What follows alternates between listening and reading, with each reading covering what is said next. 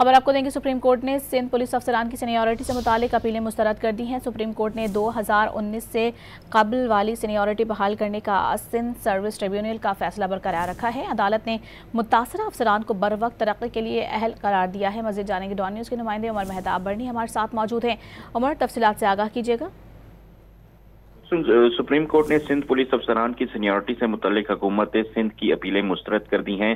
Justice Mohammad Ali मजहर की सरबराही में 3 रुकनी bench ने सिंध सर्विस ट्रिब्यूनल का फैसला बरकरार रखते हुए 2019 से कबल वाली सीनियरिटी बहाल करने का हुक्म बरकरार रखा है। अदालत ने सीनियरिटी बहाली को आईनी हक करार देते हुए मुतासरा अफसरान को बरवक्त तरक्की का अहल भी करार दिया है।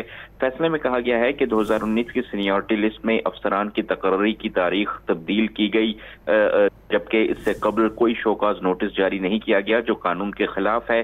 सुप्रीम कोर्ट ने वाज़ेह किया कि हुकूमत सिंध की ये इस्तदा मुस्तरद की जाती है कि सीनियरिटी 1990 के बजाय 1991 और 1992 की तकर्रियों से जोड़ी जाए। अदालत ने याद दिलाया कि सिंध सर्विस ट्रिब्यूनल पहले ही 2019 की सीनियरिटी लिस्ट को गैर कानूनी करार देते हुए अफसरान की 1990 से सीनियरिटी बहाल करने का हुक्म जो है वो दे चुका है।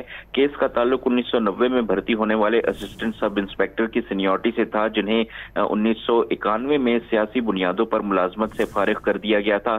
सुप्रीम कोर्ट के फैसले के मुताबिक 1994 में उस वक्त के IG सिंध ने अफसरान को उनकी इब्तिदाई तकर्री की तारीख से बहाल किया था। ताहम बहुत शुक्रिया आपका उमर।